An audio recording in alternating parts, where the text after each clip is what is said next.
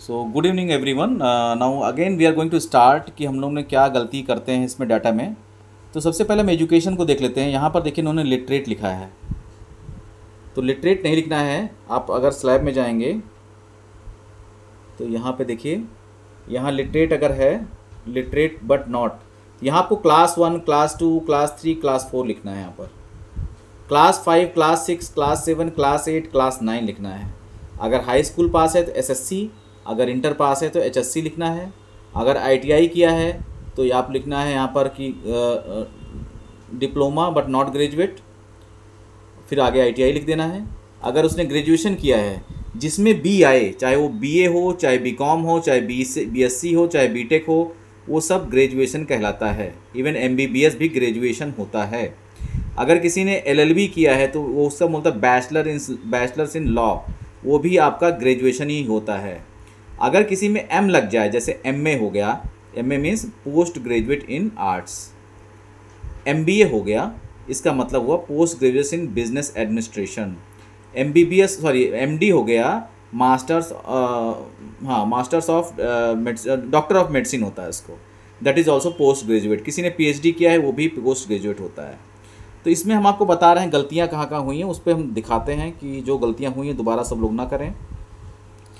तो ये देख रहे हैं कि यहाँ पर जो पीले कलर में आपको दिख रहे हैं सब गलत हुआ है। बीकॉम नहीं लिखना चाहिए, इनको क्या लिखना चाहिए था, ग्रेजुएशन, आगे बीकॉम कर देते। बैचलर ऑफ आर्ट्स इन्होंने लिख दिया, इनको क्या लिखना चाहिए था, ग्रेजुएशन, आगे बीए कर देना चाहिए था। लिटरेट है तो कितना पढ़ा है, क्लास 1, क्लास 2, क्लास 3, क्लास 4, उस हिसाब से इनको लिखना चाहिए था। इनको लिखना था लिटरेट नहीं लिखना है, इनको क्या लिखना है, यहाँ पर सीधे लिखना है क्लास 1 या क्लास 1, क्लास 2, क्लास 3, क्लास 4, जो भी आपको लगता है वो लिखना है। 8th क्लास नहीं लिखना है, इसको लिखना है क्लास 8 लिखना है, क्लास 8। 10th क्लास नहीं लिखना है, इसको क्या लिखना है, 10th क्लास को हमने बताया है, 10th क्लास में लिखेंगे एसएससी, सिंपल। नीचे देखिए सही लिखा है इन्होंने। तो ये मोटा मोटा एवरेज हो जाता है इस पे आपका एजुकेशन पे।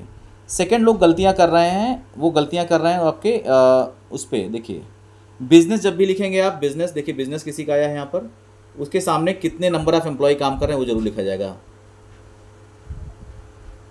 ठीक, जितने भी गवर्नमेंट जॉब में आपको मिलेंगे, जैसे टीचर हो गए या आंगनबाड़ी के हो गए, उनको एग्जीक्यूटिव जूनियर लिखेंगे। सही है, इसको मैं ग्रीन कलर कर दे रहा हूँ मैं, ये भी सही है, इसको मैं ग्रीन कलर कर दे रहा हूँ मैं। ठीक, अब देखते हैं वर्क में कहाँ कहाँ गलतियाँ हुई हैं।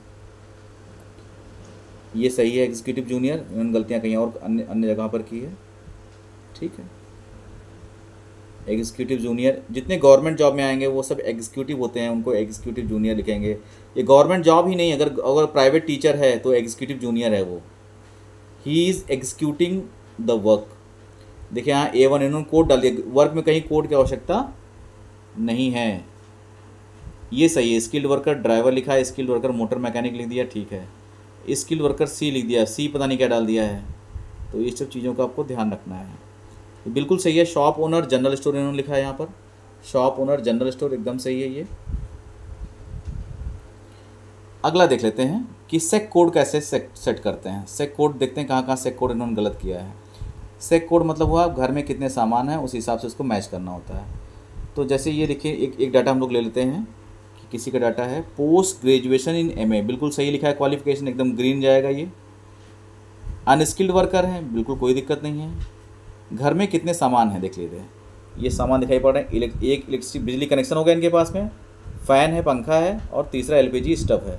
तो 3 सामान है इनके पास में, और इन्होंने पोस्ट ग्रेजुएशन किया है, दिख रहा है सबको। अब देखिए इसमें कोड कौन सा आएगा, देखते हैं हम लोग।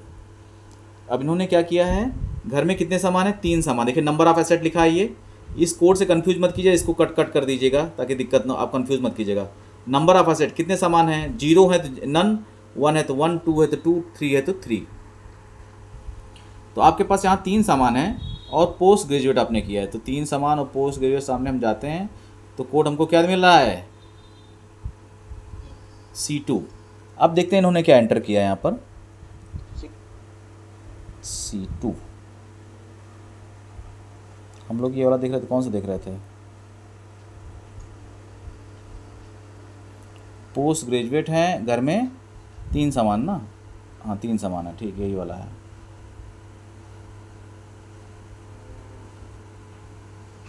C2, very good. आपने बिल्कुल डाटा सही किया है, ये डाटा सही है आपका। ठीक है, तो छोटी छोटी गलतियाँ हुई हैं, उनको गलतियों को ध्यान में दीजिए। कभी कोई अनमैरिड मिले तो अनमैरिड को नहीं लेना है आपको, मैरिड ही टिक करना है आपको, क्योंकि घर के मुखिया को यहाँ कंपनी मान रही है कि वो मैरिड ही होंगे, तो आपको मैरिड जाना है। अनमैरिड वाले स्टेटस को इसको हटाने का, इसको आपको तुरंत चेंज करने का, मतलब चेंज इन द सेंस। हाँ, एक चीज़ और है, अगर डाटा आपके मोबाइल में सेव है तो आप चेंज कर सकते हैं, अगर सबमिट कर दिया तो चेंज नहीं कर पाएंगे। जैसे अगर फाइनल सबमिशन, ये डाटा आ गया मतलब फाइनल सबमिट हो गया, अब इसको कोई चेंज नहीं किया जा सकता है। लेकिन जब तक आपके फ़ोन में स्टोर्ड है, मतलब फाइनल ड्राफ्ट में है, तो आप उसको चेंज कर सकते हैं। देखिए अनमैरिड लिखा है, ये सब आपके गलत हैं। हाँ गलत है, मतलब ग्रीन, सॉरी ग्रीन लग गया है, ये येलो होना चाहिए कि आपकी गड़बड़ी है यहाँ पर। मैरिड चलेगा, बिल्कुल चलेगा आपको। तो ऐसे करके आप लोग डाटा निकालिए, डाटा में क्वालिटी डाटा आए, ठीक है। और ये पूरा वर्क जो है एकदम साफ़ सुथरा है, मतलब कोई किसी का कोई पक्ष वच्छ सब कुछ नहीं है, एकदम साफ़ सुथरा आप काम करेंगे, वो सब रिपोर्ट बन के अब मेरे पास ऑटोमेटिकली आती है और मैं उसी रिपोर्ट को सबमिट करता हूँ। ठीक है, एनी अदर क्वेश्चंस, किसी के मन में कोई क्वेश्चन हो, कुछ हो तो पूछ सकते हैं हमको। Any questions?